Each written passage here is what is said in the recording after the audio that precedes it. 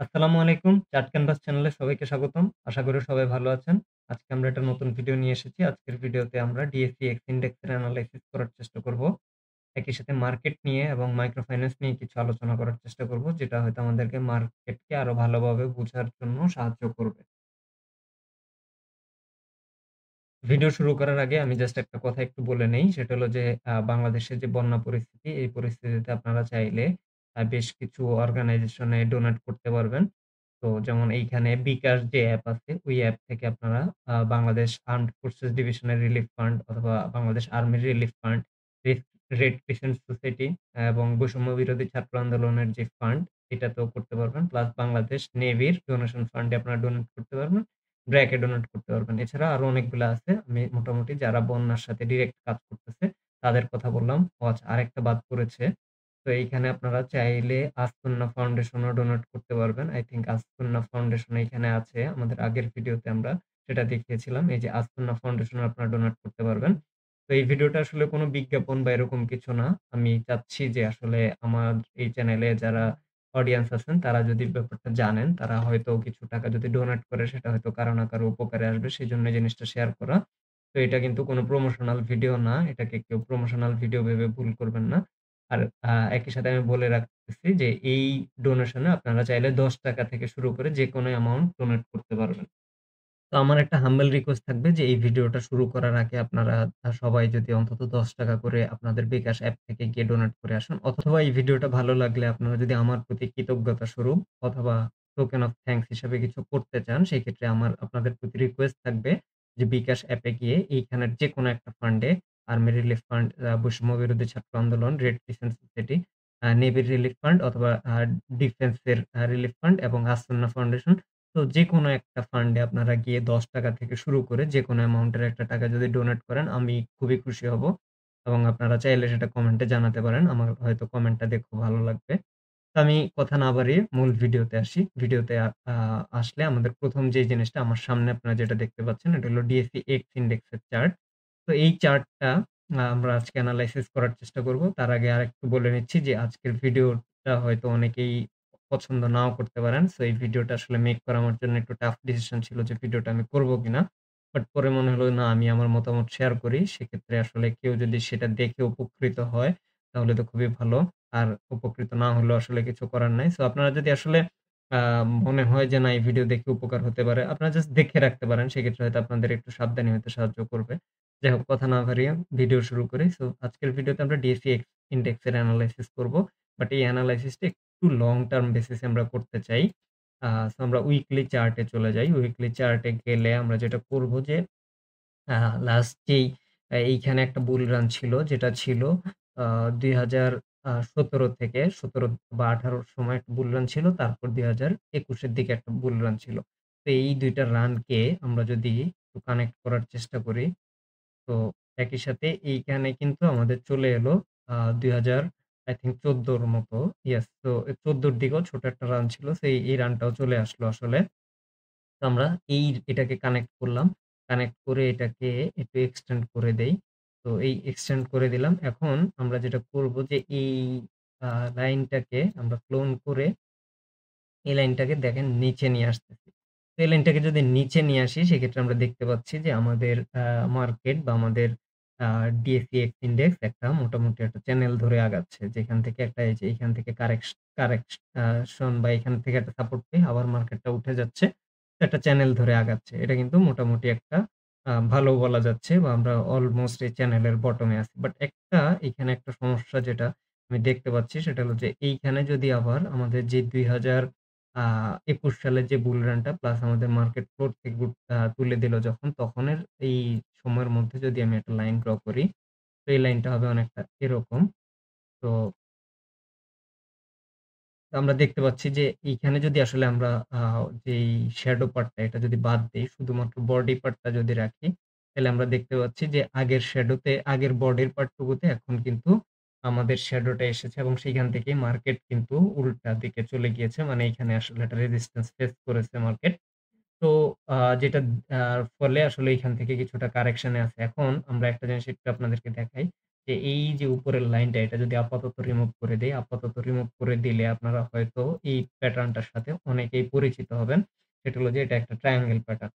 এই ট্রায়াঙ্গেল প্যাটার্নে এখন মার্কেট আসলে এখনই বুল রান শুরু হয়ে গেছে। যে পার্টটা আমি হয়তো বলতেছিলাম যে, আমার কথাগুলা অনেকেরই অপছন্দ হতে পারে। সো মার্কেট এখনই বুল রান শুরু হয়ে গেছে। এটা আসলে আমি টেকনিক্যাল এনালাইসিস বা আমার টেকনিক্যাল এনালাইসিস এর পার্সপেক্টিভ এ আমি এটলিস্ট এখনই বলতে পারতেছি না। কারণ আমার মনে হয় যে মার্কেট যে বুল রান শুরু হয়েছে এটা কনফার্মেশন এর জন্য মার্কেটকে এই যে উপরের যেই আ এইখানে যে লাইনটা, এই লাইনটা আসলে ব্রেকআউট দিতে হবে। তো যেকোনো জায়গায় এই জায়গায়ও হতে পারে সেটা। যদি ব্রেকআউট দেয় সেক্ষেত্রে আসলে কনফার্ম হওয়া যাবে যে মার্কেট আ মোটামুটি আপ ট্রেন্ড এ চলে গিয়েছে। তবে এখনো গুড সাইন যেটা যে মার্কেট আসলে এখন আর ডাউন ট্রেন্ড এ নাই। যে মার্কেটটা যেখানে ডাউন ট্রেন্ড এ ছিল এখান থেকে সাপোর্ট পেয়ে মার্কেট ঘোরা শুরু করেছে।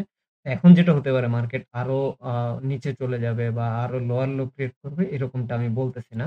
এখন যেটা হতে পারে হয়তো এই যে এই রেঞ্জের মধ্যে মার্কেটটা কিছুদিন কনসলিডেট করতে পারে এবং সেটা কতদিন করবে সেটা আসলে এখনই বলা যাচ্ছে না। মার্কেটের গতি প্রকৃতি দেখে সেটা হয়তো বোঝা যাবে।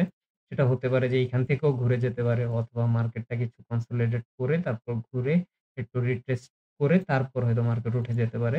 তো এটা আসলে কোথা থেকে হবে সেটা বলা যায় না। তবে একটা জিনিস যেটা যে আমাদের মার্কেটের একটা জিনিস যদি আমরা খেয়াল করি যে মার্কেটে জাস্ট এটা যেহেতু উইকলি চার্টটা যদি দেখি এটা একটা উইক শুরু হয়েছে।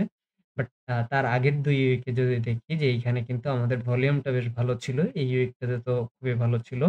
তারপর যেটা হলো যে আসলে মার্কেট তারপরে এই উইক গুলাতে আসলে ভলিউম অনেকটা কমে গিয়েছে। যদিও আসলে রেড ক্যান্ডেল এর ভলিউম কমাটা খুব একটা খারাপ সাইন না। তারপরেও আসলে মার্কেটকে এখন তার লিকুইডিটি আ ফিরায়ে আনতে হবে যদি মার্কেট এই ব্রেকআউটটা দিতে চায়। কারণ স্ট্রং লিকুইডিটি ছাড়া এই ব্রেকআউটটা পসিবল না। সেজন্যই বললাম যে আসলে এটার হয়তো কিছুটা টাইম লাগতে পারে। একই দিকে হয়তো নতুন যেহেতু একটা আ বিএসই আ বাংলাদেশ সিকিউরিটি এক্সচেঞ্জ কমিশনের যেহেতু নতুন চেয়ারম্যান এসেছেন। তো উনি হয়তোবা আ বা আমরা হয়তোবা দেখতে পেতে পারি যে সামনের দিকে আমাদের যে ৩% এর যে ডাউন সার্কিট এটা হয়তো তুলে দেওয়া হয়েছে। তো এটা যদি তুলে দেয় সেক্ষেত্রে হয়তো মার্কেটে লিকুইডিটি কিছুটা বাড়তে পারে। তবে ৩% আ যেই সার্কিটটা এটা তুলে দিলে আমার ধারণা ১ম দিকে আ স্বল্প সময়ের জন্য হতে পারে সেটা ১ সপ্তাহ বা ২ সপ্তাহের জন্য মার্কেটে একটু নেগেটিভ একটা মোমেন্টাম হয়তো আমরা দেখতে পাবো। তারপর যখন সেটা স্টেবল হয়ে যাবে, যখন যেই স্টক গুলা কারেকশন করার যতটুকু প্রয়োজন আছে সেটা যখন হয়ে যাবে তারপর হয়তো মার্কেট আবার স্টেবল হয়ে যাবে। তবে স্টেবল হয়েই যে সেটা বুল রান এ চলে যাবে এমনটা কিন্তু আমি বলতেছি না। আবারও বলে রাখতেছি। তো আ এইখানে মার্কেট হয়তো বেশ কিছুদিন আমরা কনসলিডেট করলেও করতে দেখতে পারি এবং সেই কনসলিডেশন এর টাইম ফ্রেমটা কত দিনের হবে সেটা এখনই বলা যাচ্ছে না। তো এইটার পেছনে আমি যদি একটা ফান্ডামেন্টাল রিজন দেখার চেষ্টা করি, সেটা অনেকটা এরকম যে দেখেন বাংলাদেশে কিন্তু ডলার রেট আবার বেড়েছে। তো যেটা ৳১২০ ছিল, বর্তমান গভর্নমেন্ট আসার পরে, ইন্টারিম গভর্নমেন্ট আসার পরে আ বাংলাদেশ ব্যাংকের গভর্নর সাহেব যিনি সম্মানিত লোক, উনি একটা খুবই ভালো কাজ করেছেন। যেটা হলো যে আসলে ডলার রেটের যেই আ স্প্রেডটা ছিল, স্প্রেডটাকে উনি আরেকটু বাড়িয়ে দিয়েছেন। যার কারণে অফিসিয়ালি এখন আ ডলার রেট ৳১২০ হয়ে গিয়েছে।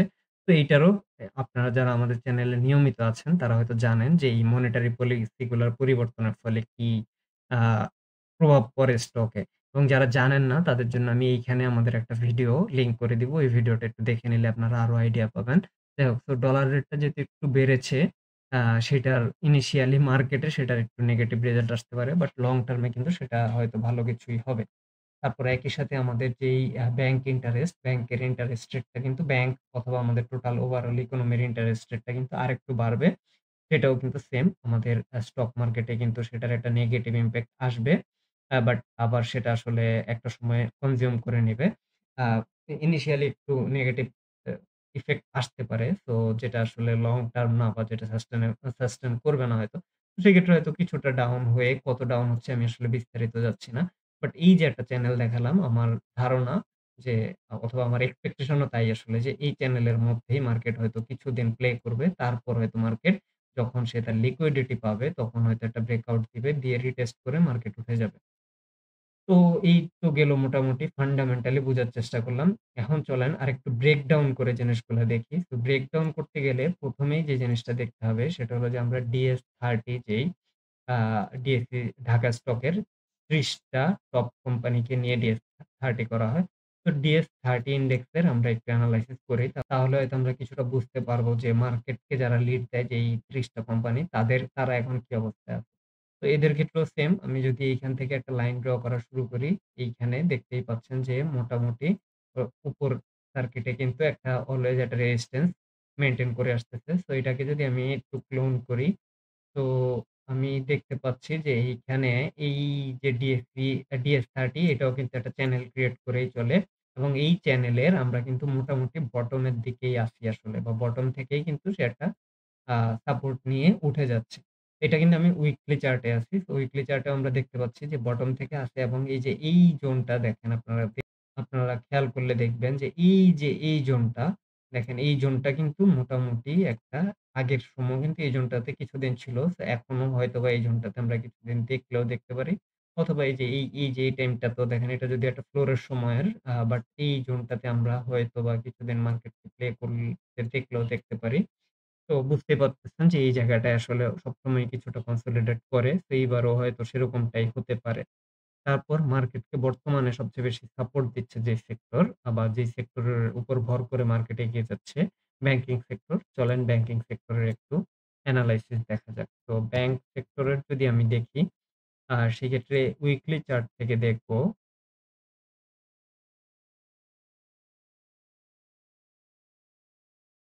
ব্যাংক সেক্টর কিন্তু একটা লম্বা সময় ধরে কিন্তু ডাউন ট্রেন্ড এ আছে। আমরা জানি যে ২০১০ সালে ব্যাংকিং সেক্টর কিন্তু মার্কেট হিট এ ছিল। তারপর ব্যাংকিং সেক্টর যেইভাবে কমা শুরু করেছে ওইটা আর কখনোই রিকভার করতে পারে নাই।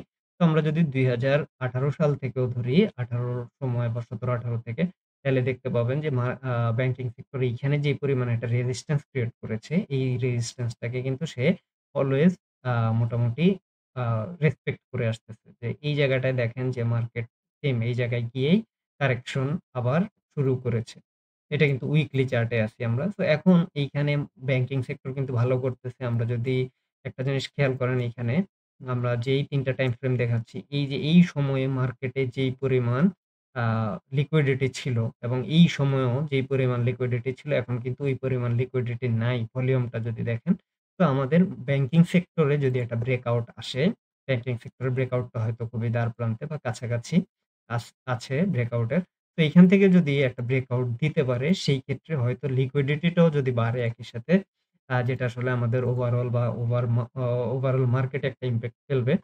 তো যেটা হয়তোবা তখন হয়তো আমরা একটা সাপোর্ট পেতে পারি। বাট তার আগে এই রেজিস্ট্যান্স টা ব্যাংকিং সেক্টরের জন্য একটু আ টাফ হয়ে দাঁড়াচ্ছে। সো এই রেজিস্ট্যান্স টা যদি ব্যাংকিং সেক্টরের জন্য যদি টাফ হয়, সেটা অবশ্যই মার্কেটের জন্য টাফ হচ্ছে।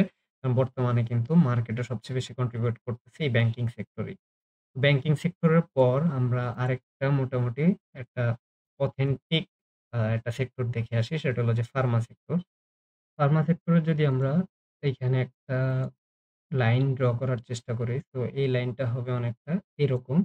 তো এই লাইনটা যদি আঁকি এবং এইটার আ সমান্তরালে আমরা যদি উপরে আরেকটা লাইন আঁকি, তো এই লাইনটা দেখেন এইখানে কিন্তু এই সেক্টরটাও একটা রেজিস্ট্যান্স মেইনটেইন করে একটা আ আপওয়ার্ড চ্যানেল মেইনটেইন করে চলতেছে। তো এই চ্যানেলটা নিচের দিকে ব্রেকআউট দিয়েছিল। এখন এই চ্যানেলটা আবার উপরে এসেছে। এখন হয়তোবা কারেন্টলি এই চ্যানেলটা মোটামুটি এই জায়গাটায় দেখতে পাচ্ছি এটা যেহেতু একটা উইকলি চার্ট। তো এইখানে কিন্তু কনসলিডেট করতেছে লম্বা সময় ধরে এবং সেই সময়টা কত? ১, ২, ৩, ৪, ৫, ৬, ৭, ৮, ৯, ১০ প্রায় ১০ সপ্তাহ ধরে কনসলিডেট করতেছে।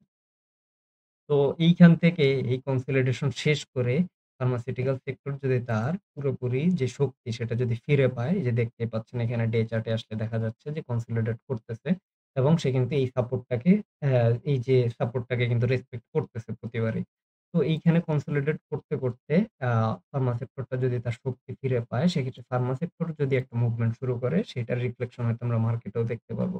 তো ওভারঅল আসলে আমার সব মিলিয়ে মনে হচ্ছে যে মার্কেটের আসলে এখনই একটা বুল রান আমরা দেখে ফেলবো বা এখনই নেক্সট একদম গন্তব্য খোঁজা শুরু করে দেব। যে নেক্সট গন্তব্য ১০,০০০ এ এরকম সিচুয়েশন হয়তো এখনই আসে নাই। হ্যাঁ, মার্কেট এখন একটা গুড সাইন যে মার্কেট হয়তো তার ডাউন ট্রেন্ড শেষ করেছে। বাট মার্কেট কিছুদিন হয়তো একটা সাইডওয়েজ আ মোমেন্টাম এ প্লে করবে। তো আমরা হয়তো মেন্টালি সেটার জন্য প্রিপেয়ার্ড থাকতে হবে। আমরা আরো কিছু ভিডিও দিব যেখানে আমরা কিছু ফান্ডামেন্টাল স্টকের এনালাইসিস করার চেষ্টা করব এবং আপনাদের জন্য কিছু স্টক সাজেস্ট করার চেষ্টা করব যেটা হয়তো আপনারা পজিশন ট্রেড করতে পারেন যে স্টকগুলাতে এরকম কিছু স্টক সাজেস্ট করার চেষ্টা করব। এই রিলেটেড আরো কয়েকটা ভিডিও আমাদের চ্যানেলে আসবে। যারা আমাদের চ্যানেলে এখনো সাবস্ক্রাইব করেন নাই প্লিজ সাবস্ক্রাইব দ্য চ্যানেল। আর যারা অলরেডি সাবস্ক্রাইব করে ফেলেছেন তারা আমাদের সাথেই থাকুন। আপনারা নতুন আরো ভিডিও খুব শীঘ্রই দেখতে পাবেন ইনশাআল্লাহ। তো ধন্যবাদ সবাইকে। আসসালামু আলাইকুম।